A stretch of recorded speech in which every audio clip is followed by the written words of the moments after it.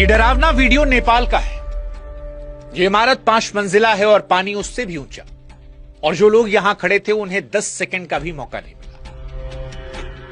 ये तस्वीर नेपाल तिब्बत बॉर्डर की है, तिब्बत के इमिग्रेशन सेंटर की, जहां 1 सेकंड पहले सब कुछ ठीक था और अगले सेकंड सब कुछ खत्म हो जाता है।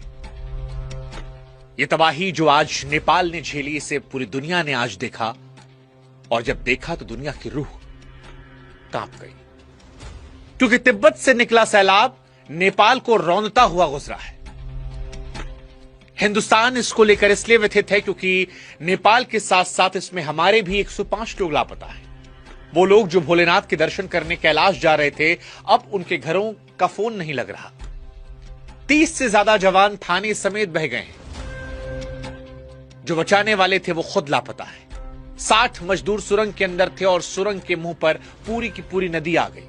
बांध टूटा, हेलीकॉप्टर बचाने पहुंचा था, लेकिन खाली लौटना पड़ा क्योंकि उतारने के लिए जमीन ही नहीं बची थी। और ये पानी रुका नहीं है, ये गंडक बनकर बिहार आ रहा है। 8 जिले अलर्ट पर है। लेकिन अगर आपको लगता है कि सबसे ज्यादा खौफ इन तस्वीरों का है तो आप गलत हैं, क्योंकि सबसे ज्यादा खौफ लापरवाही का है। 13 महीने पहले इसी नदी में यही तबाही आई थी, जांच हुई थी, रिपोर्ट बनी थी। उस रिपोर्ट में लिखा था कि यह दोबारा होगा, लेकिन शायद सब कुछ रिपोर्ट में ही फाइल हो गया। और उसके बाद कुदरत ने वो दिखाया जिसका अंदेशा उसने पहले दिया था। इसलिए कुदरत का सरप्राइज नहीं है। नेपाल जो झेल रहा है वो डिक्लेयर की गई मौत है, बस तारीख आनी बाकी थी। और इसीलिए आज सवाल नेपाल की इस त्रासदी को लेकर है कि जब सब कुछ पता था तो सैकड़ों जिंदगियां उस रास्ते पर किसने छोड़ी? क्या यह प्राकृतिक आपदा है या फिर इसके लिए जिम्मेदार हैं हम? नमस्कार, मैं हूं शुभांकर मिश्रा और आज नेपाल के लिए सारी दुनिया दुआएं कर रही है। लेकिन दुआओं के साथ साथ आज हम ये समझेंगे कि यह पानी आया कहां से।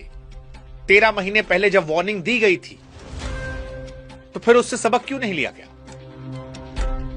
26 अगस्त बुधवार सुबह करीब 8:30 बजे तिब्बत की तरफ से लेंदे नदी में कुछ होता है, गड़गड़ाहट।